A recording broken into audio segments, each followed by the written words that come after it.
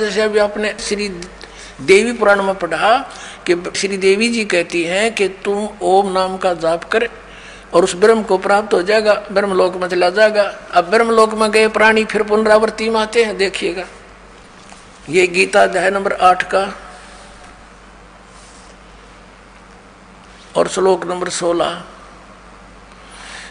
हे अर्जुन, ब्रह्मलोक पर्यंत सब लोग पुनरावृत्ति में हैं। यहां देखना, इन्होंने स्टार लगा रखे पुनरावृत्ति का, यहां परिभाषित किया है, अर्थात जिनको प्राप्त होकर पीछे संसार में आना पड़े, ऐसे इसको पुनरावृत्ति कहते हैं। ब्रह्मलोक तक पर्यंत, ब्रह्मलोक तक जितने भी लोग हैं उनमें गए हुए प्राणी भी पुनरावृत्ति में जन्म मृत्यु होती है।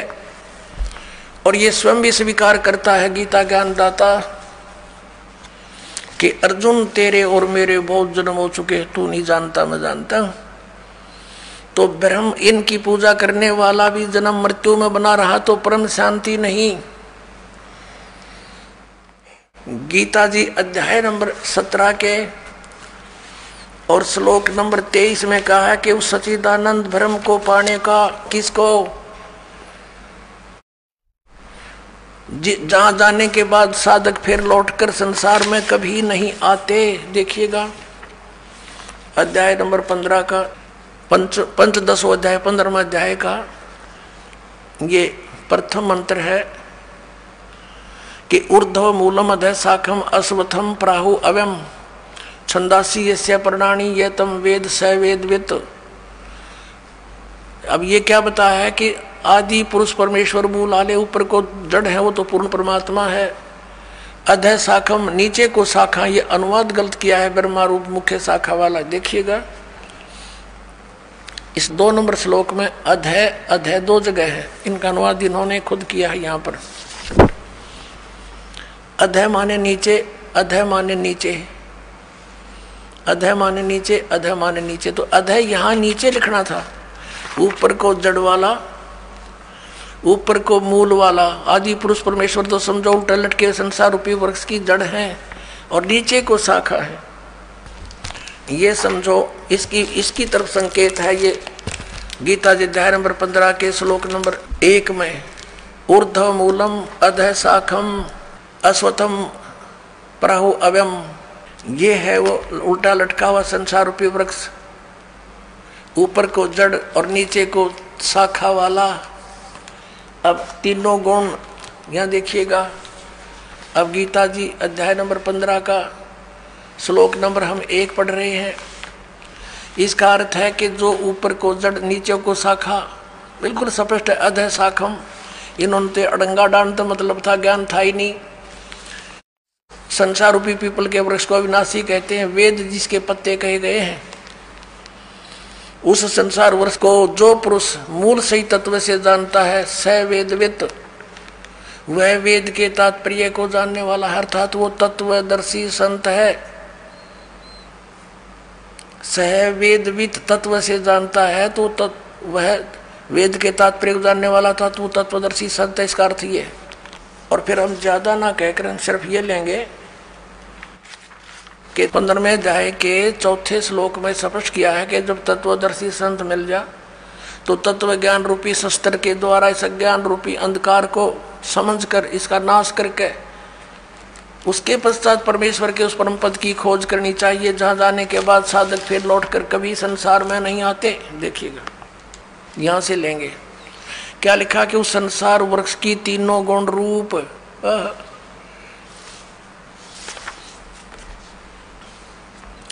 विषय पर वाला शाखा, तीनों गुण रूपता समझो उसकी विषय वासना वाली शाखा है, नीचे और ऊपर फैली हुई है। मनुष्य लोक में कर्मों के अनुसार बांधने के भी मुख्य कारण यही है, जो नीचे और ऊपर लोकों में फैली हुई है। ऊपर स्वर्ग लोक में, नीचे पाताल लोक में, पृथ्वी लोक पर ज्ञान बोला ही जा रहा है। अब ये तीनों गुण रूपी शाखा है। 3 गुण क्या है? रजगुण ब्रह्मा, सतगुण विष्णु, तमगुण शिव जी। देखिए मार्कंडेय पुराण, प्रकाशक मुद्रक हैं, गीता प्रेस गोरखपुर, गोविंद भवन कार्यालय कोलकाता का संस्थान। ये इनके फैक्स और फोन नंबर है। इसके 123 पृष्ठ पर देखिएगा, ये संक्षिप्त मार्कंडेय पुराण 122 के नीचे आएंगे, फिर साथ में इधर 23 है। अब मार्कंडे जी बोले मुने, अब यहाँ जाते इसके सामने ही। इस प्रकार स्वयंभू परमात्मा की 3 अवस्थाएं हैं, रजोगुण प्रधान ब्रह्मा, तमोगुण प्रधान रुद्र, सतोगुण प्रधान विश्वपालक विष्णु है। ये ही 3 देवता हैं और ये ही 3 गुण हैं। कंसेप्ट क्लियर हुआ? समझदार को संकेत ही बहुत होता है। अब फिर पढ़िएगा इस पवित्र श्रीमद् भगवत गीता अध्याय नंबर 15 के श्लोक नंबर 1, 2 से आगे। एक तो पढ़ लिया आपने, अब 2 को देखिए। अध्याय नंबर 15 श्रीमद् भगवत गीता नंबर 2 में क्या कहा है कि इस संसार वृक्ष की 3 गुण, रजगुण ब्रह्मा, सतगुण विष्णु, तमगुण शिवजी रूपी शाखा परमेश्वर कबीर जी ने आकर बताया था कि जो संत संसार रूपी वृक्ष के सभी विभागों को भिन्न भिन्न बता देता है, सवेदवित, वह तत्वदर्शी संत है। कबीर परमेश्वर ने 600 वर्ष पहले कहा था, अक्षर पुरुष एक पेड़ है, निरंजन यानी सर पुरुष वा की डार, और 3 देवा शाखा है, ये पात रूप संसार है। तो वो थे भगवान जो तत्वदर्शी संत की भूमिका करने आते ही आते हैं, वो ज्ञान वही समझाते हैं। तो ये बता कि 3 गुण, रजगुण ब्रह्मा, सतगुण विष्णु, तमगुण शिवजी, ये जड़ तो पूर्ण परमात्मा स्वयं परम अक्षर ब्रह्म कबीर देव कबीर साहब हैं, ये कबीर साहब हैं। और अक्षर पुरुष ये तना है, शर पुरुष ये डार है। इसके 3 पुत्र हैं, रजगुण ब्रह्मा, सतगुण विष्णु, तमगुण शिवजी, ये शाखा है। और पात रूप ये सब यहाँ के 3 लोकों के प्राणी हैं। अब आपके ये पवित्र श्रीमद् भगवद गीता जैसा पवित्र सदग्रंथ समझ में आवेगा। अभी तक तो इन्होंने अज्ञान बना रखा था, सबको श्री कृष्ण को ही बना रखा था, यानी विष्णु जी को ही। देखिएगा अध्याय नंबर 15 का श्लोक नंबर 2 हमने पढ़ रहे हैं हम। उस संसार वृक्ष की 3 गुण, रजगुण ब्रह्मा, सतगुण विष्णु, तमगुण शिवजी, ये जल से बड़ी हुई नहीं। विषय परवाला शाखा, ये तो शाखा है, नीचे और ऊपर फैली हुई है, यानी 3 लोकों पर, पाताल लोक, पृथ्वी लोक और स्वर्ग लोक पर इन भगवानों का आधिपत्य है। एक गुण का एक विभाग के मंत्री हैं ये। और कर्मा के अनुसार बांधने वाली भी मुख्य कारण, मुख्य जड़ें, यानी ये हमें अमान्य रखती हैं, फंसाए रखते हैं। नीचे और ऊपर फैली हुई है, सभी लोकों में नहीं, ऊपर और नीचे फैली है। अब तीसरे में कह गीता ज्ञानदाता कहता है, इस संसार का स्वरूप जैसा कहा है वैसा यहाँ विचार काल में नहीं पाया जाता। अब क्या कहता है ये गीता ज्ञानदाता कि जो तेरा और मेरा डिस्कशन चल रहा है इस गीता के ज्ञान में, मैं इस पूरे ब्रह्मांडों के सारे संसार रूपी वृक्ष की यानी सभी ब्रह्मांडों की जानकारी नहीं रखता। मुझे इसके आदि और अंत का, स्थिति का कोई ज्ञान नहीं। इससे ये भी सिद्ध हो गया कि गीता ज्ञान दाता जो है ये सर्जन करता नहीं है, ब्रह्मांडों का रचने वाला नहीं है, वो कोई और भगवान है जिसने सब ब्रह्मांड रचे। देखिएगा 15वें अध्याय का 3, ये क्या कहता है कि इस संसार वृक्ष का स्वरूप जैसा कहा है वैसा यहाँ विचार काल में, तेरे मेरे डिस्कशन में, गीता जी के ज्ञान में नहीं पाया जाता, क्योंकि न इसका आदि है और न इसका अंत है, यानी मुझे इसके आदि अंत का कोई ज्ञान नहीं, गीता ज्ञानदाता कहता है, और न इसकी अच्छी प्रकार स्थिति है। इसलिए इस सुविरुद्ध मूलम, मूल कौन है? परम अक्षर ब्रह्म और ऊपर के लोक, वो तो अविनाशी हैं, शुद्ध अति दृढ़ हैं, और नीचे के अति दृढ़ मूल वाले अश्वत्थम, इस पीपल के वृक्ष को, संसार रूपी वृक्ष को, दृढ़ेन दृढ़ असंख्य शस्त्रेण, वैराग रूप नहीं, तत्व ज्ञान रूपी शस्त्र द्वारा काट कर, अर्थात उस तत्व ज्ञान से तत्वदर्शी संत मिलने के पश्चात उसको अच्छी तरह समझकर, अब चौथा 15 में जाएगा चौथा, उसके पश्चात उस परम पद रूप परमेश्वर को भली भांति खोजना चाहिए, जिसमें गए हुए पुरुष यानी साधक फिर लौटकर संसार में नहीं आते। और जिस परमेश्वर से पुरातन संसार वृक्ष की प्रवृत्ति विस्तार को प्राप्त हुई है, अर्थात जिस परमात्मा ने सारे संसार रूपी वृक्ष की रचना की है, सारे ब्रह्मांडों की रचना की है, उसी आदि पुरुष नारायण की मैं शरण हूं आदम पुरुषम। उसी आदि पुरुष यानी गीता ज्ञानदाता से कोई अन्य है, उसकी शरण में हूं, इस प्रकार दृढ़ निश्चय करके उस परमेश्वर का पर्वदेवा ने पूजा करनी चाहिए। ये तो अपनी अटक लड़ाते हैं, जैसा ये करते हैं ध्यान दोनों, पर्वदेवा ने उसकी पूजा करनी चाहिए। गीता ज्ञानदाता कहता है कोई और है वो पूज्य। पुण्यात्माओं, सुबह के सत्संग में विषय था कि तीन परमात्मा मुख्य रूप में, तीन पुरुष, सरपुरुष, अक्षर पुरुष और परम अक्षर पुरुष। तो यहां पर जो परम अक्षर पुरुष है, हम उसकी तरफ संकेत करते हैं कि वो है वो पूज्य। वो कौन है? स्वयं कबीर भगवान है, कबीर देव है, जिसने 600 वर्ष पहले आकर वो लीला की थी जो वेद बताते हैं और हमारे सदग्रंथों में विद्यमान है। अब इस विषय को ज्यादा ना बढ़ाकर दास उस प्रसंग पर आते हैं कि गीता ज्ञान दाता तो कहता है कि उस परम अक्षर ब्रह्म की पूजा करो। उसके विषय में तत्वदर्शी संतों के पास जाओ, जैसे चौथे अध्याय के 34वें श्लोक में कहा है। अध्याय नंबर 4 के श्लोक नंबर हम 32 को पढ़ेंगे। ये 32 इस प्रकार यानी 25 से लेकर 31 तक इस प्रकार और भी बहुत तरह के यज्ञ यानी धार्मिक अनुष्ठान की जानकारी ब्रह्मण मुखे, यहाँ गलत कर दिया ना वेद की वाणी। देखिए 17वें अध्याय के 23वें श्लोक में स्वयं ब्रह्मण माने, ये देखिएगा अध्याय नंबर 17 का और श्लोक नंबर 23। इसमें क्या कहा है कि ओम तत्सत इति निर्देश है ब्रह्मण तिर्विद समर्थ ब्राह्मणा तेन वेदा च यज्ञा च विहिता पुरा। अब यहाँ ओम ओम तत् तत् सत सत, ये दो सांकेतिक शब्द हैं, दास बताएगा। इति यह तीन प्रकार का सच्चिदानंद घन ब्रह्म, ब्रह्मण माने सच्चिदानंद घन ब्रह्म का नाम कहा है। यहाँ सच ब्रह्मण माने सच्चिदानंद घन ब्रह्म गीता ज्ञान दाता से अन्य है। तो यहाँ इन्होंने चौथे अध्याय के 32वें श्लोक में अनरच कर दिया। इस ब्रह्मण शब्द है ब्रह्मण मुखे एवं विबहुविदा, इस प्रकार बहुत प्रकार की यज्ञ माने धार्मिक अनुष्ठान, वितिता माने विस्तार पूर्वक ब्रह्मण मुखे सच्चिदानंद घन ब्रह्म के द्वारा अपने मुख कमल से बोले गए हैं, वो तत्व ज्ञान है। इस प्रकार और भी बहुत प्रकार के यज्ञ यानी धार्मिक अनुष्ठानों की जानकारी यहाँ लिखना था। सच्चिदानंद घन ब्रह्म की वाणी में, कबीर वाणी में विस्तार से कहे गए हैं। उन सब को तू कर्म जान, जैसा भी होने वाला जान, इस प्रकार तत्व से जान कर तू उनके अनुष्ठान द्वारा, उस साधना के द्वारा कर्म बंधन से तू सर्वथा मुक्त हो जाएगा।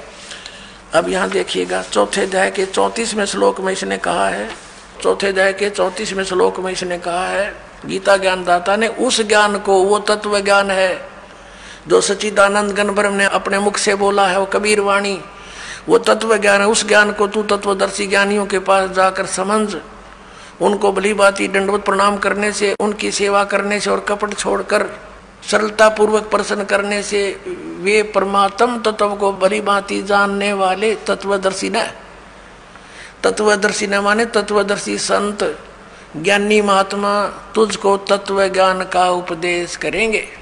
गीता अध्याय नंबर 17 के श्लोक नंबर 23 में गीता ज्ञानदाता कहता हूँ सच्चिदानंद घन ब्रह्म के पाने का मंत्र ओम तत्सत, ये उसकी साधना है और तत्वदर्शी संत बतावेगा। ओम तो इसने डिक्लेयर कर ही रखा, सार्वजनिक है। तत् और सत सांकेतिक है, इसको पता नहीं, उसके लिए तत्वदर्शी संतों के विषय लिए छोड़ दिया, वो इस दास को पता है, परमात्मा ने बताया है।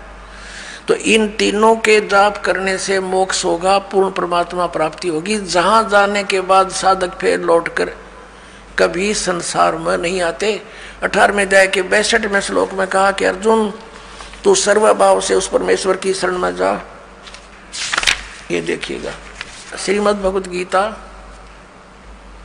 अध्याय 18 और श्लोक 62 में कहा कि अर्जुन हे भारत, सब प्रकार से उस परमेश्वर की शरण में जा, उस परमात्मा की कृपा से ही तू परम शांति को और सनातन परम धाम को प्राप्त होगा।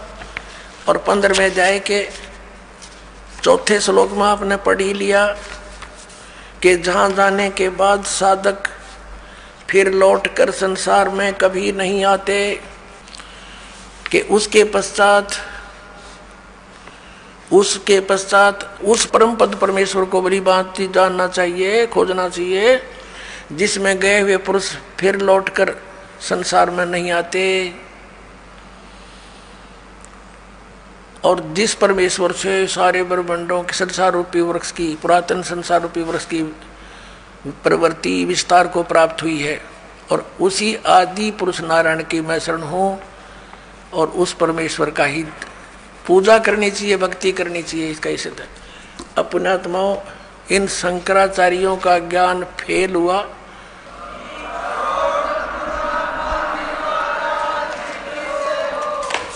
अपने आत्माओं, ये दास अभिमान से नहीं कहता, क्योंकि ज्ञान ना तो इन शंकराचार्यों का बनाया हुआ, ये तो वेदों और गीता और पुराणों में लिखा है।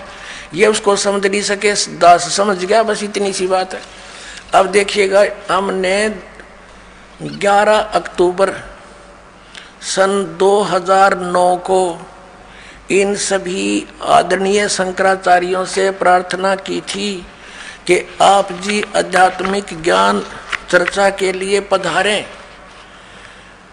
लेकिन ये अपने आप को शायद महान समझते हैं और अपनी बेइज्जती समझी होगी रामपाल से गोष्ठीकरण में, लेकिन उस तरह नहीं तो इस तरह कर दिया हमने तो इनकी हिंदी।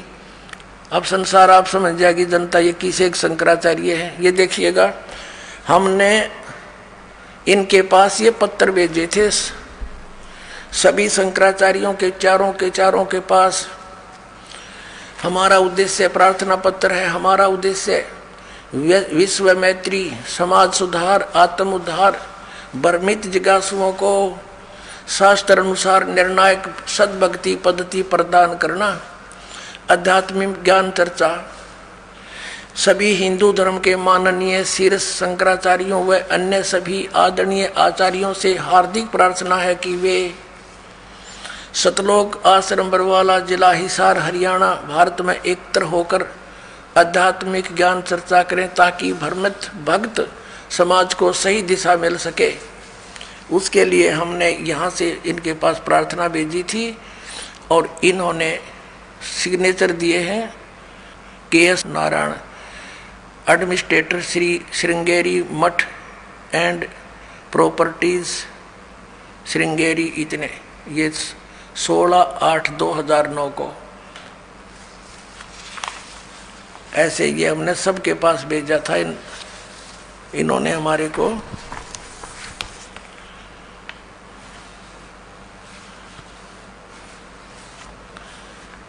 ये पत्र प्राप्त किया। प्रेमचंद्र उपाध्याय, प्रबंधक, ज्योतिष मठ, ज्योतिष आचार्य, ज्योतिष मठ उसको। तो इस तरह हमने बाई हैंड ले जाके, बाई रजिस्ट्री करवा के, और वो दिन रखा था, और 2 चैनलों के माध्यम से करना था। देखिएगा, इन्हीं पत्रों में है ये, इन्हीं पत्रों में ये है, यहाँ पर लिखा है।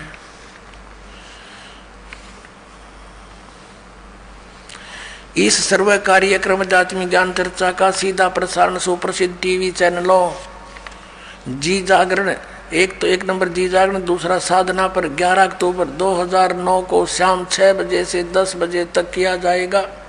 लेकिन ये नहीं आए। यहाँ पूरा प्रोग्राम इसी आश्रम में हुआ था। तो पुण्यात्माओं, एक भक्त जो वहाँ गया था जोशी मठ में, तो उसने वो श्री स्वरूपानंद जी तो स्वयं तो मिले नहीं, उनके प्रबंधक से उनको साइन ले आए थे। तो एक और मिले थे श्री माधव आश्रम जी शंकराचार्य, उसके विषय में उस भक्त ने बताया कि वहाँ के व्यक्ति बता रहे थे और वो कह रहे थे कि इस श्री माधव आश्रम जी ने श्री स्वरूपानंद शंकराचार्य जी को शास्त्रार्थ में हरा दिया था। अब देखो वो कौन है, ये देखिएगा। ये है वर्तोत्सव पर्व निर्णायक पत्रिका, ये उनको छापी है। धर्म की जय हो, प्राणियों में सद्भावनाओ, गौ माता की जय हो, श्री हरि, ये इनका नारा है। ये है श्री माधव आश्रम जी।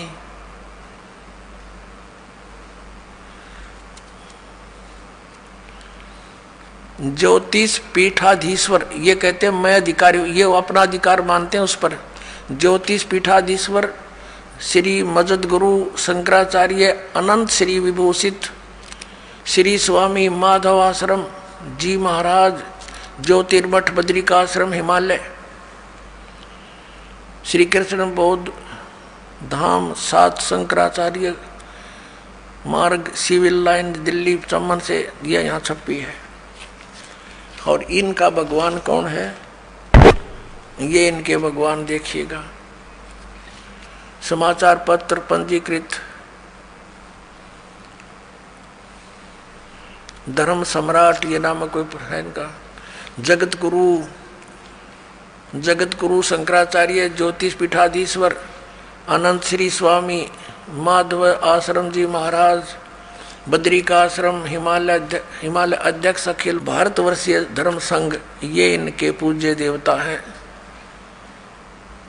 भगवान राम परिवार। अब न्यों का है वो, वहां के लोग कह रहे थे कि इसने श्री माधव आश्रम जी ने, इसका नाम है आदरणीय शंकराचार्य का माधव आश्रम जी महाराज, इन्होंने स्वरूपानंद जी को हरा दिया और पूजा इनकी आए है।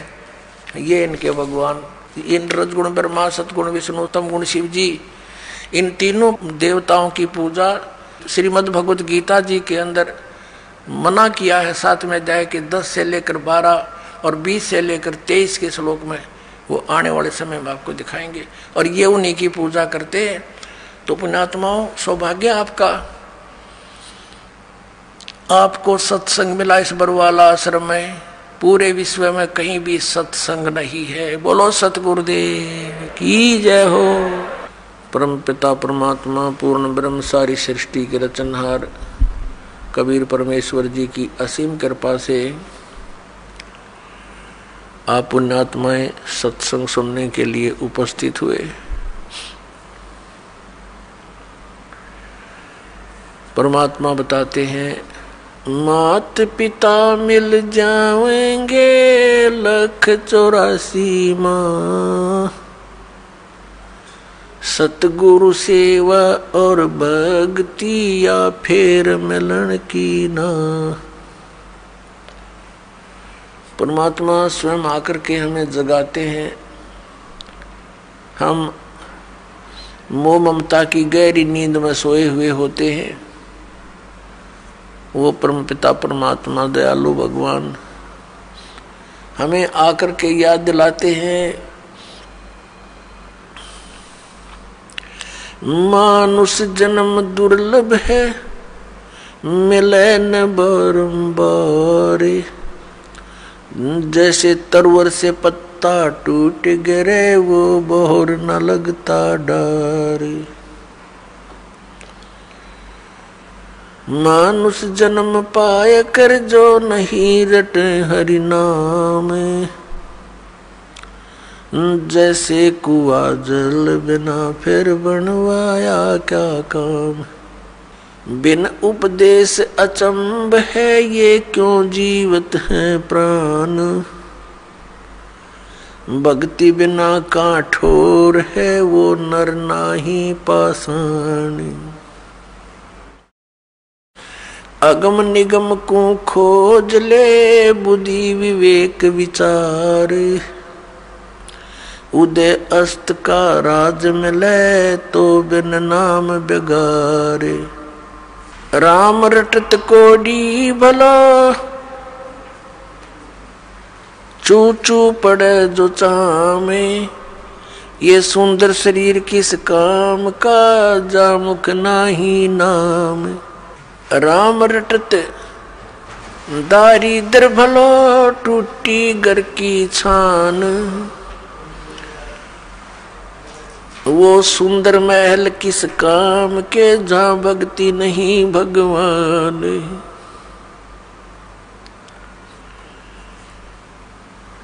राम रटत कन्या भली, साकेट भलो न पूत।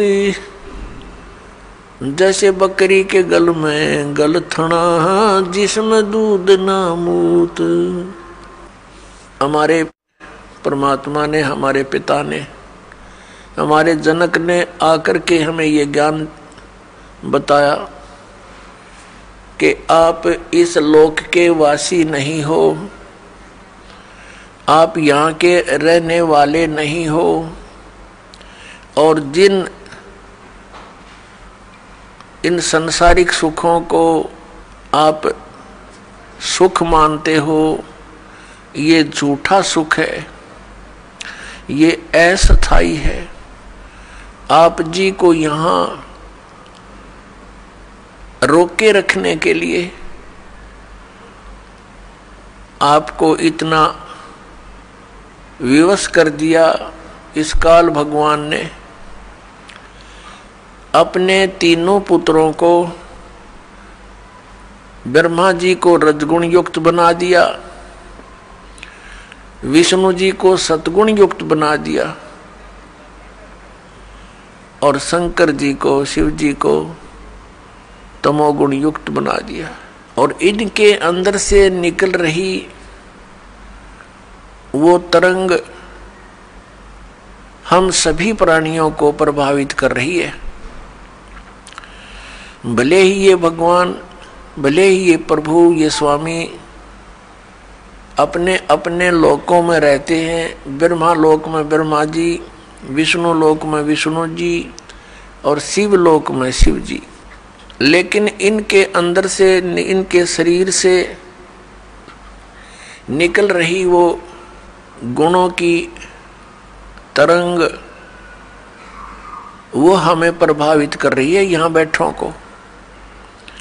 इन भगवानों के अंतर्गत, इन स्वामियों के अंतर्गत तीन लोक आते हैं। ये पृथ्वी लोक, ऊपर स्वर्गलोक और नीचे पाताल लोक। इन तीन लोकों में प्राणी हैं, और इनसे बाहर के जो प्राणी हैं वो इनकी रेंज से बाहर हैं, बाहर के दूसरे लोकों में जो है। इन तीन लोक के प्राणियों को ये तीनों प्रभावित रखते हैं। इनकी इतनी रेंज है, वहां तक इनका प्रभाव बना रहता है। जैसे रसोई के अंदर मिर्चों का छौंक लगाया जाता है, तो वो मूल वस्तु, जो साकार वस्तु मिर्च रसोई में विद्यमान है, उसका छौंक लगा, उस छौंक से निकली हुई तरंग दूसरे कमरों में, दूसरे कक्षों में पहुंची, और वहां बैठे व्यक्तियों को भी छींकें आने लगी। अब उनको छींके ना आवे तो उनके बस की बात नहीं, क्योंकि मिर्च का प्रभाव है। और साकार वस्तु रसोई में उसके निराकार गुण ने, शक्ति ने दूसरे कक्षों में बैठे व्यक्तियों को भी प्रभावित कर दिया। ठीक इसी प्रकार श्री ब्रह्मा जी रजगुण युक्त है। जैसे मिर्च को मिर्च वाले गुण से युक्त कर दिया, अब मिर्च तो है ही उसका नाम, लेकिन उसमें गुण भी वही है जो उसका नाम है। तो वो गुण भी और वही है, और मिर्च भी वही है। इसी प्रकार ये ब्रह्मा जी रजगुण है, तो ये गुण भी यही है, क्योंकि इसी से हम प्रभावित होते हैं। और ब्रह्मा कहो चाहे इसको रजगुण कहो। इसी प्रकार अन्य इन दोनों भगवानों की, सतगुण विष्णु, तमगुण शिव जी समझो। परमात्मा ने आके बताया कि तुम्हारे को बड़े सुनियोजित तरीके से षड्यंत्र रच कर आपको यहाँ रोक रखा है। अपने आत्मा आप बहुत भोले हो, बालक हो इस भगवान के मार्ग में, और बालक की इतनी बुद्धि नहीं होती वो अपने हानि और लाभ को सोच ले। आप तो इतने अबोध बच्चे हो जब तक आपको तत्व ज्ञान नहीं होता। जैसे एक छोटा सा बच्चा, 1-1.5-2 वर्ष का बालक, उसको ज्ञान ही नहीं किसी भी पदार्थ का, ये अच्छा है या बुरा है।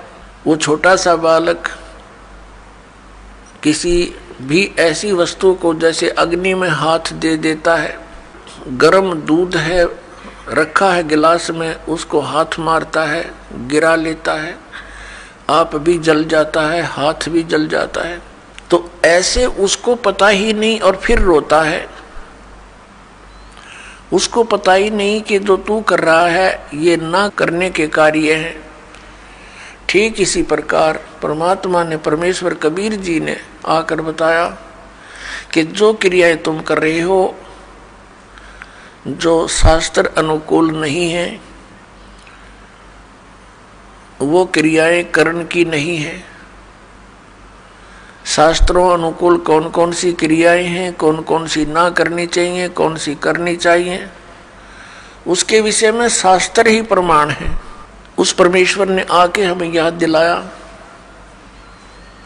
झूठे सुख को सुख कहे ये मान रहा मन मोद, ये सकल चबीना काल का कुछ मुख में कुछ गोद।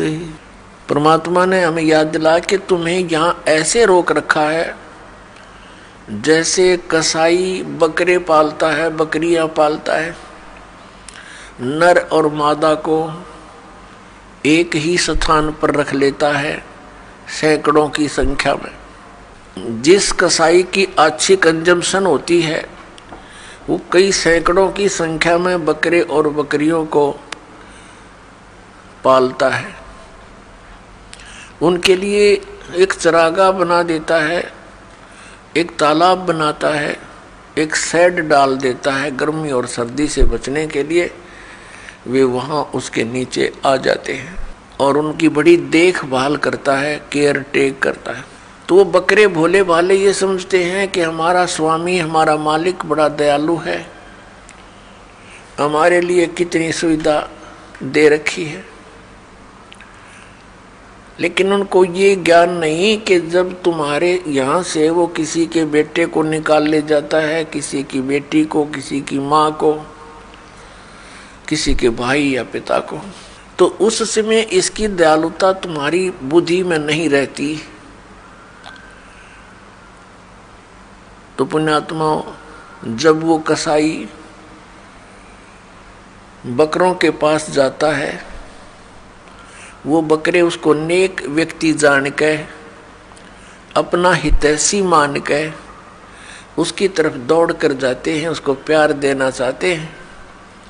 जैसे कोई किसी पशु को संभालता है प्रतिदिन, और वो पशु भैंस या गाय बैल, जब भी वो व्यक्ति उसके पास आता है उससे वो प्यार करता है, उससे लाड करता है, क्योंकि आत्मा के अंदर किए कर्म के प्रतिफल का एक विशेष भाव बनता है। इसी आधार से वो बकरे उस कसाई के हाथ को चाटते हैं। कोई ऐसे ऊपर को पैर करके उसको सीने से लगाना चाहता है, प्यार देना चाहते हैं। अब वो ऐसे पकड़ कर देखता है, बकरों को हाथ लगा कर देखता है जगह जगह से। वो तो ये देख रहा है इसमें यो कितना मांस चढ़ गया, इसका ऊपर कितने कै किलो का बिकेगा, और वो चाटते हैं, उसको लाड देते हैं, ऐसे जीभ से चाट चाट कर प्यार देते हैं, बड़ा नेक आदमी है। और वो एस्टीमेट लगाने लग रहा है यो कितने का बिकेगा। परमात्मा ने आके बताया कि ठीक इसी प्रकार खाई खुराका पैन पोशाका यम का बकरा पलता है। कहते हैं खाई खुराका, और पैर पोशाका। यहाँ यम का बकरा पलता है, इस काल के बकरे पल रहे हो तुम। आप देखते हो पीछे से एक श्रद्धालु सत्संग से जा रहे थे, सच्चा सौदा सिरसा वाले के पेपर में आई थी, और उसके 6 सदस्य यानी टोटल कुल के कुल सारे मर गए एक्सीडेंट में, एक बूढ़ा बच गया। और हम कई जगह देखते हैं, जैसे एक बार भूकंप आया था गुजरात के अंदर, और सभी व्यक्ति 26 जनवरी यानी गणतंत्र दिवस भारत का मनाने के लिए तैयार थे। सन 2000 की बात है, 26 जनवरी की। ऐसा भयंकर भूकंप आया, 26 जनवरी की छुट्टी थी, कर्मचारी अधिकारी सब अपने घरों पर टेलीविज़न के सामने बैठे थे कि आज अपने गणतंत्र दिवस की झांकी देखेंगे। ऐसा भयंकर भूकंप आया, जिन मकानों को, कोठियों को, संपत्ति को बनाने में सारा जीवन न्यौछावर कर दिया, उन्हीं कोठियों के नीचे दब के पूरे के पूरे परिवार नष्ट हो गए। पुण्यात्माओं, इस काल ने आप और हमारे ऊपर इतना प्रेशर डाल रखा है, तीनों गुणों का, 3 इंजेक्शन लगा रखे हमारे, ये लगे ही रहते हैं, इनका प्रभाव हमारे ऊपर बना ही रहता है कंटिन्यूसली। तो उसके कारण हम इतने प्रभावित हैं कि हम अपने उद्देश्य को ही भूल चुके हैं। अब विचार करो, जो व्यक्ति उस भूकंप में मर गए या दुर्घटना में मर गए, वो कौन सी क्रियाएं किया करते थे, उनके क्या उद्देश्य थे, उनकी कितनी इच्छाएं थी, और हमारी क्या है, हम क्या सोचते हैं, हम कर क्या रहे हैं। एक भक्त बता रहा था कि मेरी मम्मी बात न्योत कर आई थी, 5 लड़कियां थी, जिनमें से 3 का विवाह इकट्ठा ही था। 3 बेटियों का विवाह हो तो उस समय इस मनुष्य के माइंड की नीडल या सुई 100 से नीचे नहीं रहती। कभी उधर सोचा ये करूँगा वो करूँगा, चिंता ये बनाई रखी है, हमारे साथ इसने लगाई रखा है। बस की बात नहीं, हमारी परंपराएं ऐसी बन गई जो हमें केवल दुख ही देती हैं, सुख नहीं देती। विवाह के अंदर भात न्योत का आना, फिर एक विवाह फिर उन भाइयों का शुरू हो जाता है, एक बहन का शुरू हो रहा है। तो इस तरह हम अपनी परंपराओं को, रीतियों को गलत बनाकर भी 90% दुखी हैं। अब वो रोहतक बस स्टैंड पर खड़ी थी, एक बस से उतरी थी, दूसरी का इंतजार कर रही थी, और खड़ी खड़ी सोच भी रही थी, क्योंकि जिसके 3 बेटियों का ब्याह हो, जो अनुपदेशी है, हमारे भगत तो अब इस बीमारी और बुराई से कति दूर हो जाएंगे, ज्ञान से होंगे, कोई प्रतिबंध से नहीं होती ये बातें। बच्चों का विवाह भगवान ने कर रखा होता है, या हमारी भूल है बाद में जो ड्रामाबाजी, नाचा कूदी, डीजे बजाना, फंड करना, ये कोरी बकवाद है। ये इस विवाह के समय में, इतने पुण्य संयोग के समय में ऐसे बकवाद नहीं करनी चाहिए। कोई घूटी ला रहा है, कोई नाचे कूद है, ये कोई बात हुई? ब्याह किसी का नाचे कोई, ये कोई सांग होया, कोई अकल हुई? लाडू कोई खावे और कूदे कोई, बता कोई बात है यार? तो इस तरह की हम अज्ञान से अपने ऊपर एक न्यारा वजन और रखे बैठे हैं, ये भी हटाना, हमने बिल्कुल हटाना पड़ेगा। भक्ति तभी चलेगी, भगत तभी बनेंगे। अब वो पता नहीं क्या क्या विचार कर रही थी, वहाँ ऐसे करूँगी, ऐसा करूँगी, वो ऐसा लाना है, वो फलाना ऐसा करना है, लड़की के कपड़े बनवाने हैं, यानी 100 चिंताएं होती है। वहां पिलर के साथ खड़ी खड़ी ऐसे ही चिंतन कर रही थी, कहीं और घूम रही थी, खड़ी थी वहीं पर। एक ड्राइवर ने बस बैक करके सेट करनी थी अपने स्थान पे। कंडक्टर लग गया खुले पैसे देन, किसी के बकाया थे वो बकाया पैसे। ड्राइवर ने सोची तू लाग फटाफट बस को।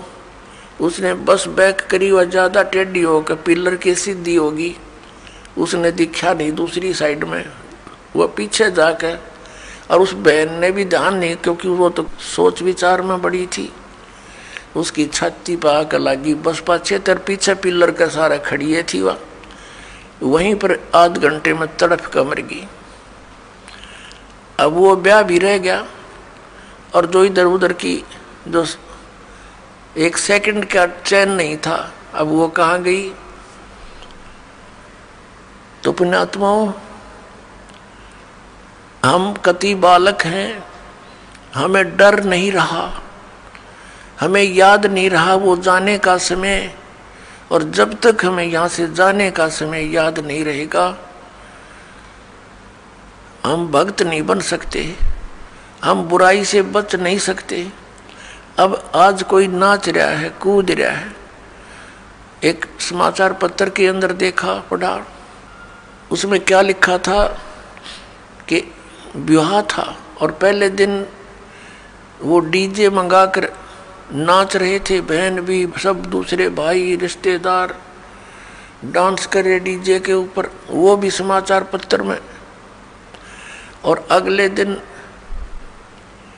वो दुल्हा जो विवाह करने चला था, कार एक्सीडेंट हो गया ट्रेले के साथ में।